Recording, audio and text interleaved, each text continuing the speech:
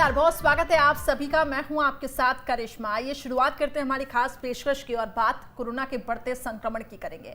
देश में कोरोना का कहर थमने का नाम नहीं ले रहा है। कोरोना की जद में आने वाले लोगों की संख्या का ग्राफ रोजाना नई ऊंचाइयां छू रहा है। छत्तीसगढ़ में कोरोना संक्रमितों के शव जलाने के लिए जगह कम पड़ रही है। एमपी की बात करें तो लॉकडाउन वाले जिलों की संख्या भी अब धीरे धीरे बढ़ती जा रही है। हालात कब और कैसे काबू में होंगे, इस सवाल का जवाब किसी के पास नहीं है।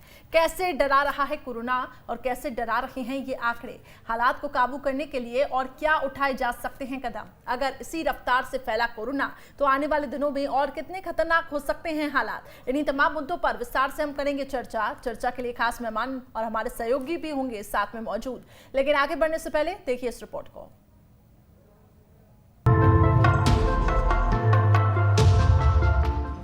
कोरोना को लेकर हालात लगातार चिंताजनक होते जा रहे हैं।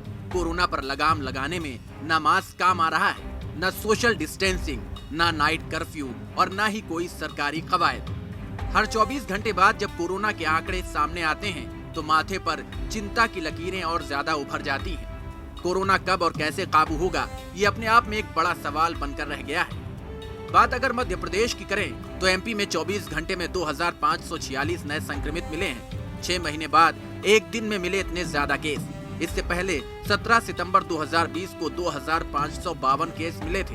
अब तक कोरोना से 3998 लोग जान गंवा चुके हैं। 24 घंटे में भोपाल में 499, इंदौर में 638 नए केस मिले हैं, जबकि 24 घंटे में जबलपुर में 170, ग्वालियर में 107 नए संक्रमित सामने आए हैं। प्रदेश के 55% संक्रमित इन्हीं 4 महानगरों से हैं।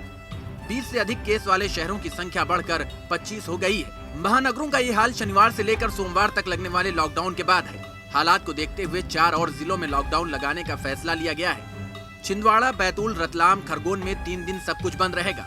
छोटे शहरों में भी लगातार मामले बढ़ रहे हैं। 24 घंटे में उज्जैन में 86, रतलाम में 84 नए केस सामने आए। खरगोन में 77, बैतूल में 67 नए केस, कटनी में 53, बड़वानी में 46, विदिशा में 43 नए केस सामने आए। छिंदवाड़ा में 40, धार में 40, नरसिंहपुर में 39 नए केस, सागर में 34, शाजापुर में 34, शिवपुरी में 32 नए केस, खंडवा में 25, रीवा में 25, झाबुआ में 23 नए केस सामने आए। बालाघाट में 22, सतना में 21 और सीहोर में 21 नए केस मिले। तो वहीं बुरहानपुर में 21, मंडला में 20, सिवनी में भी 20 नए संक्रमित मिले हैं। सीएम शिवराज ने रंग पंचमी के मौके पर लोगों से बेहद सावधानी बरतने की अपील की है और घरों में रहकर ही त्योहार मनाने की गुजारिश की है। कोरोना के खिलाफ लड़ाई जारी है। आज रंग पंचमी का त्योहार है। सभी बहनों और भाइयों से ये अपील है कि हम सामूहिक रूप से कहीं रंग नहीं खेलेंगे। मेरी होली मेरा घर,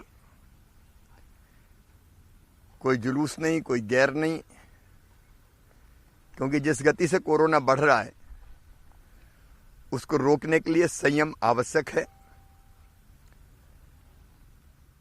आज 4 स्थानों पर हमने भोपाल से टीम भेजने की व्यवस्था की है। रतलाम, खरगोन, बैतूल और छिंदवाड़ा, यहां से टीम जारी है अधिकारियों की।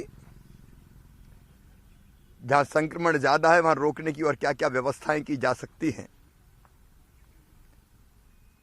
उस पर हम पूरा ध्यान दे रहे हैं। छत्तीसगढ़ में भी कोरोना संक्रमण लगातार बेकाबू होता जा रहा है। कोरोना के बढ़ते आंकड़े हैरान और परेशान करने वाले हैं। कोरोना पर लगाम लगाने की तमाम कोशिशें नाकाफी साबित हो रही हैं। प्रदेश में कोरोना की रफ्तार जिस तेजी से बढ़ रही है उससे देखकर ये चिंता और बढ़ गई है कि आने वाले दिनों में हालात और कितने खतरनाक होंगे। छत्तीसगढ़ के कोरोना से जुड़े हालात पर नजर डालें तो राजभवन में भी कोरोना ने दस्तक दी है। राजभवन के 2 कर्मचारी संक्रमित पाए गए हैं। दोनों लोगों की कोरोना रिपोर्ट पॉजिटिव आई है। 2 संक्रमित मिलने के बाद राजभवन में हड़कंप मच गया है। सीएसपी कार्यालय में पदस्थ कोरोना संक्रमित एएसआई की मौत हो चुकी है। एएसआई की मौत की खबर के बाद पुलिस महकमे में दहशत का माहौल है। कोरोना के आंकड़े भी प्रदेश में हैरान करने वाले हैं। अगर 24 घंटे के आंकड़ों पर नजर डालें तो 24 घंटे में 4617 नए कोरोना केस मिले हैं। 24 घंटे में राज्य में 34 मरीजों ने कोरोना से जान गंवाई है। दुर्ग में 24 घंटे में 996 नए कोरोना संक्रमित मिले। दुर्ग में 24 घंटे में 7 मरीजों की मौत हुई। रायपुर में 1327 नए मरीज मिले, 9 लोगों की मौत हुई। राजनांदगांव में 437, महासमुंद में 182 नए मरीज मिले। बेमेतरा में 118, बिलासपुर में 288 नए कोरोना केस मिले, जबकि कोरबा में 104 नए कोरोना संक्रमित मिले। कोरोना के कहर की कहानी यही नहीं खत्म होती। दुर्ग जिले में कोरोना किस तरह से हावी है, इसका नजारा इस वायरल वीडियो में आप देख सकते हैं। इस वायरल वीडियो में जो तस्वीर आपको दिखाई दे रही है वो दुर्ग के अनिकेत मुक्तिधाम की है। यहाँ कोरोना से जान गंवाने वाले लोगों के शव का एक साथ अंतिम संस्कार किया जा रहा है। अंतिम संस्कार करने के लिए जगह कम पड़ रही है। इन तस्वीरों को देखकर अंदाजा लगाया जा सकता है कि दुर्ग में कोरोना किस तरह हावी है, और अगर आने वाले दिनों में लोग नहीं समझे तो स्थिति और ज्यादा बद से बदतर होने में देर नहीं लगेगी। वहीं कोरोना से बने हालात ने सरकार की परेशानी भी बढ़ा दी है। मौजूदा हालात को देखते हुए सरकार ने कुछ बड़े फैसले लिए हैं। सरकार ने कलेक्टरों को लॉकडाउन लगाने का अधिकार दिया है। स्थानीय परिस्थितियों को देखते हुए लॉकडाउन लगा सकते हैं। कलेक्टरों को अपने जिले में वैक्सीनेशन को जन आंदोलन बनाने के निर्देश दिए गए हैं। कलेक्टर सामाजिक और धार्मिक संस्थाओं का भी साथ लेंगे। सरकारी दफ्तरों में 50% कर्मचारियों के साथ काम करने का आदेश जारी किया गया है। संक्रमण रोकने के लिए हर संभव उपाय करने के निर्देश दिए गए हैं। हालात अच्छे नहीं हैं, संक्रमण बेकाबू है। ऐसे में आने वाले दिनों में कोरोना का कहर और कितना खतरनाक हो सकता है, इसका अंदाजा लगा पाना भी मुश्किल है। ये भी पहले से ही साफ है कि कोरोना से बचाव का सबसे बड़ा तरीका हमारे अपने पास ही है। ऐसे में तय ये हमें ही करना है कि हमें कोरोना को बढ़ावा देना है या फिर इसकी चेन को तोड़कर अपने और अपने परिवार के साथ साथ देश को कोरोना के कहर से बचाना है। Team news state. तो कोरोना के ये आंकड़े काफी ज्यादा भयावह है और इसी बीच देखिए एक बड़ी खबर इस वक्त मिल रही है कोरोना से जुड़ी हुई। दुर्ग में लॉकडाउन की घोषणा कर दी गई। आपको बता दें 6 से 14 अप्रैल तक अब पूरी तरीके से लॉकडाउन रहेगा। अति आवश्यक सेवाओं को छोड़कर बाकी सब बंद रहेगा। कलेक्टर सर्वेश्वर भूरे ने लॉकडाउन लगने की पुष्टि की है। अब कोरोना के बढ़ते मामलों को देखते हुए एहतियात के तौर पर यह फैसला लिया गया है। तो इस वक्त की बड़ी खबर, दुर्ग में लॉकडाउन लगा दिया गया है। हालांकि जैसे कि ये कहा जा रहा था कि राज्य सरकार ने अब कलेक्टर्स के ऊपर छोड़ा है कि किस तरीके से वो हालातों पर काबू पाते हैं, लॉकडाउन वो लगाते हैं कि नहीं। तो कलेक्टर ने ही इस बात की पुष्टि की है, अति आवश्यक सेवाओं को छोड़कर बाकी सब सुविधा बंद रहेगी। कलेक्टर सर्वेश्वर भूरे ने लॉकडाउन लगने की पुष्टि की है।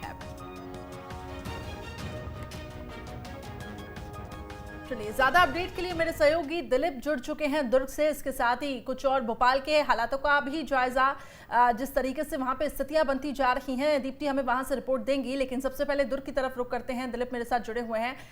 दिलीप ये बताएं कि जिस तरीके से हम देख रहे हैं दुर्ग के हालात काफी ज्यादा भयावह होते जा रहे हैं, लॉकडाउन की वहां पे घोषणा कर दी गई है, क्या अपडेट्स है, क्या नई गाइडलाइंस है वहां पे?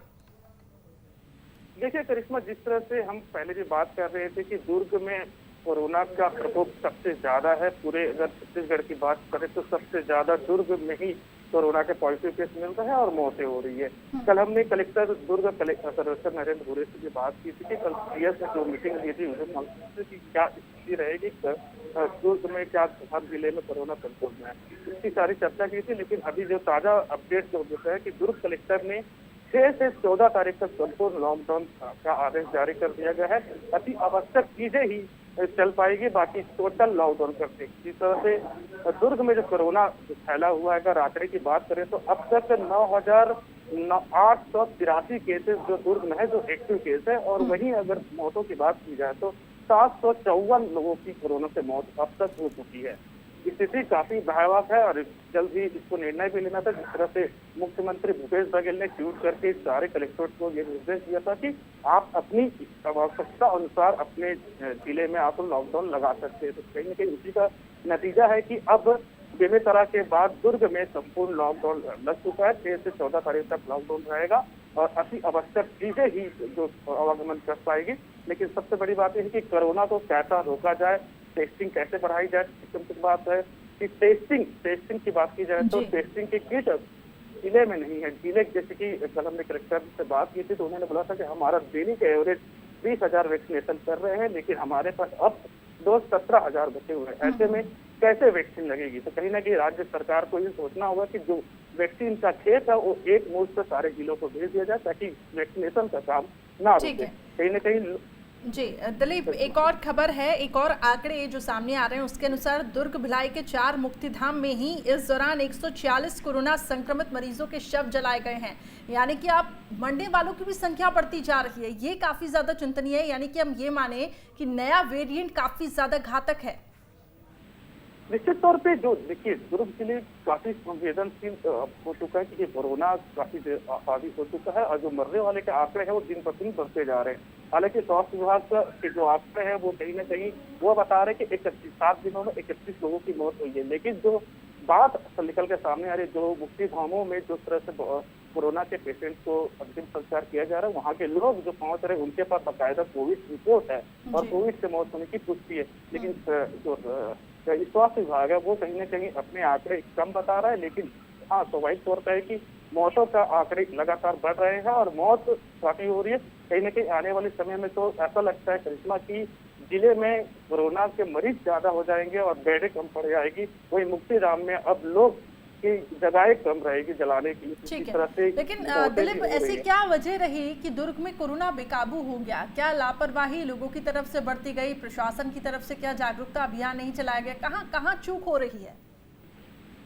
देखिए, तो इसमें सबसे बड़ा कारण ये माना जा रहा है कि इस तरह से महाराष्ट्र का बॉर्डर नांदगांव है, नांदगांव के बाद दुर्ग जिला आता है। तो कहीं ना कहीं महाराष्ट्र में जो कोरोना बढ़े हैं उसकी वजह से यहाँ के जो लोग हैं, क्योंकि भिलाई और दुर्ग एक तीन सिटी है जहाँ पे हर वर्ग के लोग रहते हैं। यहाँ पे बिजनेस है, स्पोर्ट्स है, एजुकेशन हब है, भिलाई स्टील प्लांट है।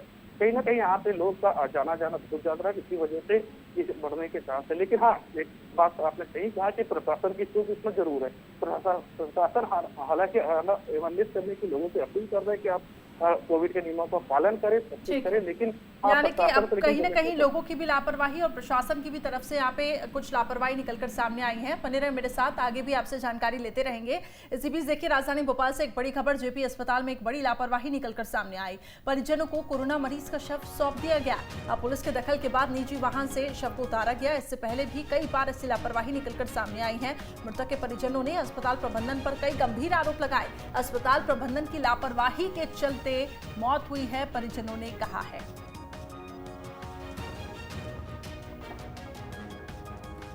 वहीं इसी बीच देखिए, कोरोना पर सख्त प्रशासन भी है, राज्य सरकार भी है। लेकिन इन दिनों एक वीडियो वायरल हो रहा है जिसमें पुलिसकर्मी काफी ज्यादा सख्ती दिखा रहे हैं, या यूं कहें हम गुंडागर्दी दिखा रहे हैं। आपको बता दें कि मास्क नहीं लगाने वालों पर लाठियां चलाई गई हैं। दुकानों में घुसकर युवक की पिटाई की गई है। छिंदवाड़ा का ये वीडियो बताया जा रहा है और छिंदवाड़ा में क्योंकि बहुत तेजी से कोरोना फैल रहा है, ऐसे में प्रशासन काफी ज्यादा सतर्क है। लेकिन सवाल ये कि किस तरीके से समझाइश यहाँ पे देने की कोशिश की जा रही है। इतनी बेरहमी से पिटाई, ये कितना जायज है? चलिए, ज्यादा हम एमपी के हालातों पर भी नजर डालेंगे। मेरे साथ दीप्ति चौरसिया वहां से ग्राउंड रिपोर्ट देंगे और इसके साथ ही विवेक परिहार, हेल्थ एक्सपर्ट है, वो भी हमारे साथ जुड़ चुके हैं। विवेक जी, बहुत स्वागत है आपका।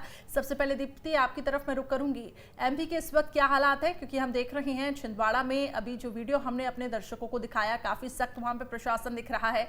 लेकिन वो दिन दूर नहीं जब एमपी में भी लॉकडाउन का ऐलान कर दिया जाएगा, क्योंकि आंकड़े तो यही संकेत दे रहे हैं।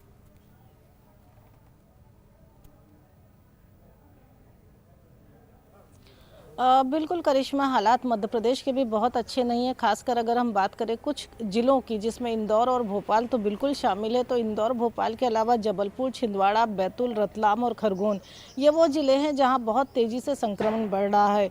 इंदौर भोपाल में पहले से ही संक्रमण था और इसके बाद जो है छिंदवाड़ा हुआ और रतलाम हुआ, खरगोन हुआ, ये सारे वो ज़िले हैं जो कहीं ना कहीं महाराष्ट्र की सीमा को टच करते हैं। तो इस वजह से यहाँ पर तेज़ी से और संक्रमण बढ़ रहा है। फिलहाल तो जो है 3-4 जिलों में आज रात 8 बजे से लेकर तो मंडे सुबह तक के लिए लॉकडाउन लगाया गया है। पर हालात निश्चित ही बहुत ख़राब है। मध्य प्रदेश में भोपाल में देखें तो भोपाल में अब केस 500 से ऊपर हो चुके हैं। एक दिन के केस 2000 से ऊपर आ रहे हैं। तो इतनी बुरी स्थिति भोपाल में, 500 से ऊपर मामले पिछली बार की जो स्थितियाँ थी उस समय नहीं गए। लेकिन इस वक्त जिस तेज़ी से आ रहे हैं मामले सामने, ये अपने आप में बहुत भयावह स्थिति कहा जा सकता है। और यही वजह है कि प्रशासन को बहुत सख्त सख्ती बरतनी पड़ रही है, चाहे छिंदवाड़ा है, चाहे बैतूल है, चाहे खरगोन है। और यही वजह है कि मुख्यमंत्री शिवराज सिंह चौहान ने बताया है कि वो यहाँ से एक टीम भेजेंगे बाकायदा भोपाल से, और इसको देखा जाएगा कि आखिर ये केसेस इतने क्यों बढ़ रहे हैं। क्योंकि संडे के लॉकडाउन को तो वैसे ही रखा गया है, और संडे के लॉकडाउन के अलावा जिन जिलों की स्थितियाँ खराब है वहाँ 2-2 दिन का लॉकडाउन रखा जा रहा है। तो हालात तो निश्चित ही काफ़ी खराब हैं। कोशिश ये की जा रही है कि वैक्सीनेशन को बढ़ाया जाए। कल जो है 3 लाख से ज़्यादा वैक्सीनेशन हुए, और पर डे में 4 लाख के वैक्सीनेशन का टारगेट रखा जा रहा है कि अगर वैक्सीनेशन तेज़ी से होगा तो कहीं ना कहीं वैक्सीन लगने से ही चेन ब्रेक होगी। पर मध्य प्रदेश की स्थितियां बहुत अच्छी नहीं है। अभी जो हालात है, अगर कुछ केसेस छोड़ दिए जाएं, जैसे कि छिंदवाड़ा का, दिखाए प्रशासन और सरकार भी सख्ती दिखाए, सब कुछ ठीक है, लेकिन जब लापरवाहियां हो रही हैं तो उस पर तो सवाल खड़े होती ही हैं। जैसे कि हम एक खबर जब दिखा रहे थे कि कोरोना संक्रमित मरीज की डेड बॉडी सौंपी गई परिजनों को, वहीं परिजन ये आरोप लगा रहे हैं कि डॉक्टर्स पर ठीक तरीके से इलाज नहीं करने का आरोप यहाँ पे लगाया गया है। तो ये जब लापरवाहियां निकलकर सामने आती है तो स्वास्थ्य महकमे पर कई सवाल उठ रहे हैं।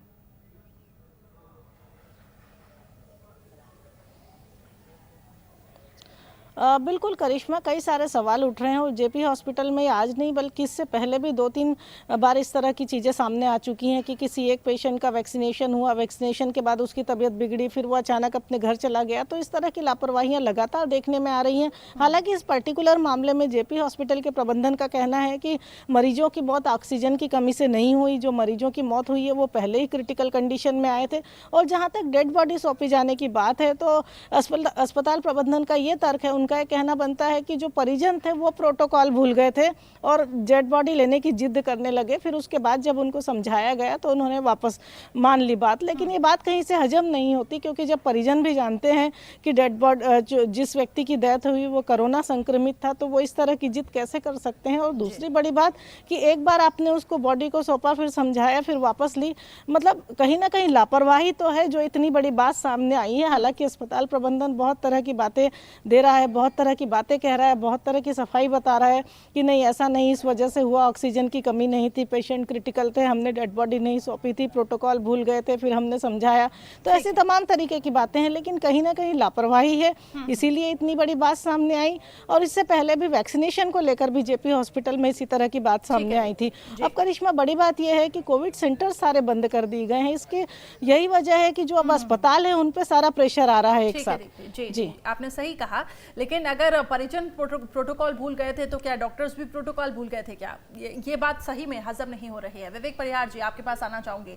अब जिस तरीके से हालात बन रहे हैं, हम हर एक जिलों में अब लॉकडाउन धीरे धीरे लगता ही जा रहा है, किस तरीके से देख रहे हैं आप आगे आने वाली स्थितियों को? क्योंकि ये नया वेरिएंट काफी ज्यादा घातक भी है, अब मरने वालों की संख्या भी बढ़ती जा रही है।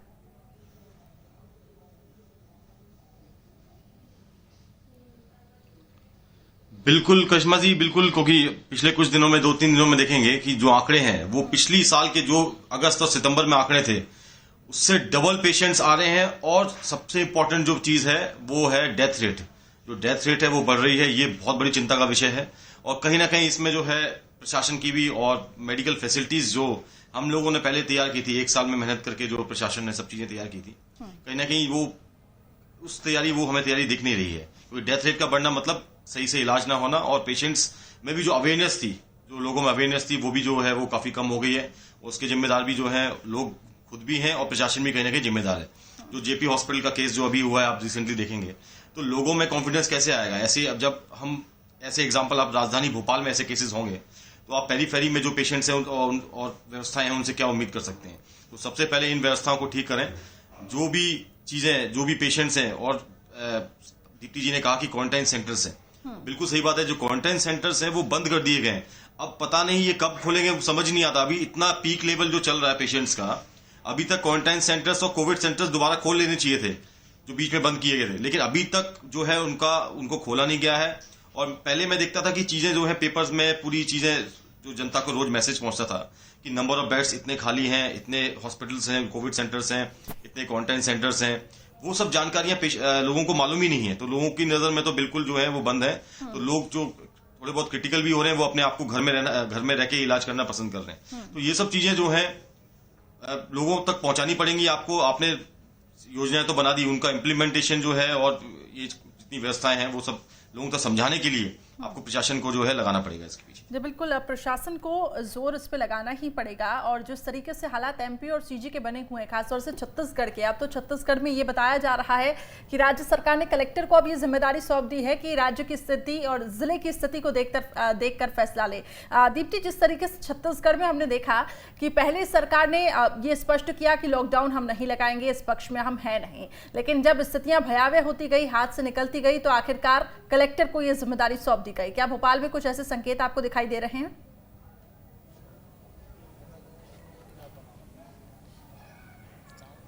देखिए, मध्य प्रदेश में ये बात पहले से थी कि कलेक्टर्स देखेंगे, लेकिन अब जो नई गाइडलाइन है उसमें जिन जिलों में 20 से ज़्यादा केसेस हैं उन जिलों में तो वही गाइडलाइन लागू होगी जो राज्य सरकार ने तय करी है कि अंतिम संस्कार में कितने लोग जाएंगे, शादी में कितने लोग जाएंगे, सिनेमा घर बंद रहेंगे, स्विमिंग पूल बंद रहेंगे। लेकिन जहां 20 से कम केसेस हैं उन जिलों में कलेक्टर खुद डिसाइड करेंगे कि उनको किस तरह से मैनेजमेंट करना है, किस तरह से क्राइसिस मैनेजमेंट उनका होगा, ये कलेक्टरों को डिसाइड करना है। लेकिन जहाँ 20 से ज़्यादा केस हैं वहाँ के लिए सरकार की गाइडलाइन तय है। और जिस तरह के हालात बढ़ते जा रहे हैं कोरोना को लेके, कोविड को लेके, कहीं ना कहीं लॉकडाउन की स्थिति तो अब दिखने में आ रही है, क्योंकि कुछ जिलों में 2-2 दिन के लिए सही, छिंदवाड़ा में 88 घंटे के लिए लॉकडाउन किया गया है, बैतूल में, खरगोन में आज रात से लेके तो मंडे सुबह तक का लॉकडाउन है। तो अब सैटरडे और संडे दोनों दिनों का लॉकडाउन है। तो कहीं ना कहीं स्थितियां तो कलेक्टर को बोला जा रहा है, लेकिन वो 20 से कम केसेस वाले जिलों में ही कलेक्टरों के हाथ में कमान दी जा रही है, वरना तो सरकार और मैनेजमेंट ग्रुप जो राज्य सरकार तय करती है वही सारी गाइडलाइंस बाकी जगहों पर है। ठीक है दीप्ति। दिलीप, आपकी तरफ रुख करूंगी, क्योंकि दुर्ग की अगर हम बात करें तो दुर्ग में जिस तरीके से अब लॉकडाउन की घोषणा हो गई, लेकिन दुर्ग और आसपास के जो कस्बे हैं सटे हुए, ये कहीं ना कहीं ऐसे हम देख रहे हैं कि यहाँ पे मेडिकल फैसिलिटीज़ उतनी अच्छी नहीं है, चाहे वो हम बिलासपुर को ही इंक्लूड क्यों ना कर दें, क्योंकि ये सब चीज़ें निर्भर करती है रायपुर पर। जो भी वहाँ पे मरीज संक्रमित होता है, अगर गंभीर हालत में होता है तो उसे रायपुर रेफर कर दिया जाता है। ऐसे में अब रायपुर में भी संक्रमण, क्योंकि रफ्तार वहाँ पर भी तेज़ है, तो रायपुर पर पूरा लोड पड़ता जा रहा है और रायपुर में भी तेज़ी से मामले बढ़ते जा रहे हैं। क्योंकि मेडिकल सेवाओं को लेकर जानना चाहूँगी कि किस तरीके से अब वहाँ पर सेवाओं को दुरुस्त किया गया है। देखिए कृष्णा, आपसे एक बात बता दूं, जिसमें हमारे देश के प्रधानमंत्री नरेंद्र मोदी जी की बात कही कि अभी जो कोरोना की जो संक्रमण है वो शहरों तक है तो हम लड़ नहीं रहे, लेकिन जिस दिन यह संक्रमण गांव और ग्रामीण क्षेत्रों में फैल जाएगा तो इसे हमें रोकना बहुत ही मुश्किल हो जाएगा। कहीं ना कहीं दुर्ग जिले की बात की जाए तो दुर्ग जिले में 3 गाँवों में कोरोना का संक्रमण काफी तादाद में बढ़ चुका है। जिस तरह से एक और गाँव है जहाँ पे संपूर्ण गाँव को ही लॉकडाउन कर दिया गया है। तो कहीं ना कहीं जो अर्थव्यवस्था की बात की जाए तो कहीं ना कहीं दुर्ग जिला अभी सक्षम नहीं है 24% को यहाँ रखने के लिए। हालांकि कलेक्टर कह रहे हैं कि हम 800 बेड रखें, लेकिन जिस तरह से आंकड़े आ रहे थे रोज के 1000 से ऊपर जो मरीज आ रहे हैं और 800 बेड की व्यवस्था करना तो कहीं ना कहीं संभव नहीं है, क्योंकि हमेशा आंकड़े जो है पेशेंट क्यों बढ़ते जा रहे हैं और मुफ्त यात्रा की हो रहे हैं। कहीं ना कहीं रायपुर पर भी निर्भर रहना पड़ेगा, क्योंकि दुर्ग से रायपुर नजदीक पड़ता है, वहाँ फैसिलिटी है। लेकिन रायपुर की भी बात की जाए तो रायपुर में भी अभी व्यवस्थाएं इतनी दुरुस्त नहीं है। कहीं ना कहीं हालांकि एक ऑप्शन प्रशासन ने रखा है कि आप होम आइसोलेशन पे रहें, होम आइसोलेशन पर रहें, लेकिन होम आइसोलेशन की जो ट्रीटमेंट जो अस्पतालों में जो मिलता है कहीं ना कहीं होम आइसोलेशन में नहीं मिल पाता। तो कहीं ना कहीं जो मौत का जो सिलसिला है वो काफी तेजी से बढ़ेगा और लोगों को सबसे पहले फैसला लोगों को अवेयरनेस होना पड़ेगा ताकि आप खुद ही कोरोना वॉरियर बने। और ठीक है विवेक परिहार जी, जैसे कि हम सुन रहे थे दिलीप को भी, क्योंकि वो ये लगातार बता रहे हैं कि मेडिकल फैसिलिटी इतनी ज़्यादा अच्छी नहीं है। हालांकि राज्य सरकारें अपनी तरफ से दावा कर रही हैं और मेडिकल फैसिलिटी को दुरुस्त करने के लिए हमने देखा कि पूरे प्रयास भी किए गए, लेकिन जो नया वेरिएंट है, क्या आपको लगता है कि जो इलाज हो रहा है उससे सक्षम है इससे लड़ने में, और जो मेडिकल फैसिलिटीज़ अभी तक है क्या वो सक्षम हो पा रही हैं?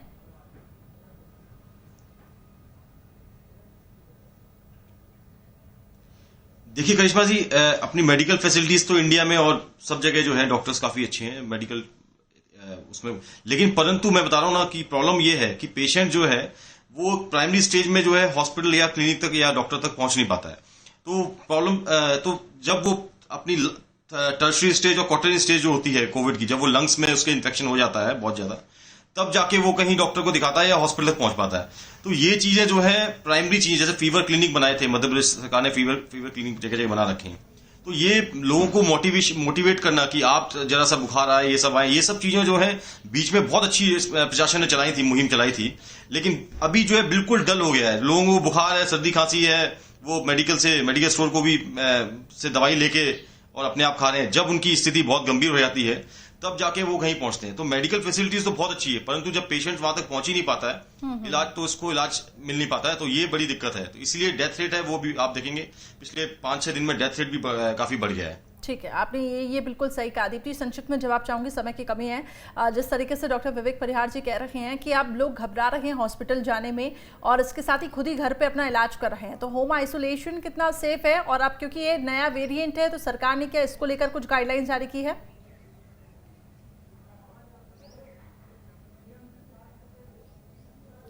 देखिए, होम आइसोलेशन की तो अभी तक कोई गाइडलाइन नए वापस नहीं आई है नए वेरिएंट के बाद, लेकिन होम आइसोलेशन को लेकर ही कई तरह की शिकायतें हो रही हैं कि लोग अपना सैंपल भी दे देते हैं, उसके बाद फैमिली मेंबर्स भी घूमते हैं रिपोर्ट आने तक और लोग खुद भी घूमते हैं। और कई बार यह है कि कुछ लोग जो होम आइसोलेशन में हैं उनके फैमिली मेंबर्स घर पर नहीं रुक रहे हैं। तो कहीं ना कहीं होम आइसोलेशन को लेकर भी थोड़ा सा गाइडलाइन बनाने की ज़रूरत है, सख्ती बरतने की ज़रूरत है।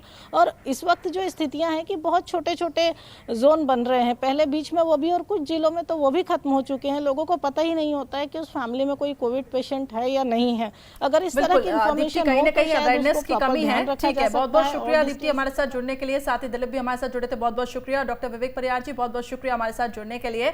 तो लगातार कोरोना के मामले बढ़ते जा रहे हैं और लगातार हमारी आपसे यही अपील है कि सतर्क रहें, सावधान रहें। फिलहाल खास पेशकश में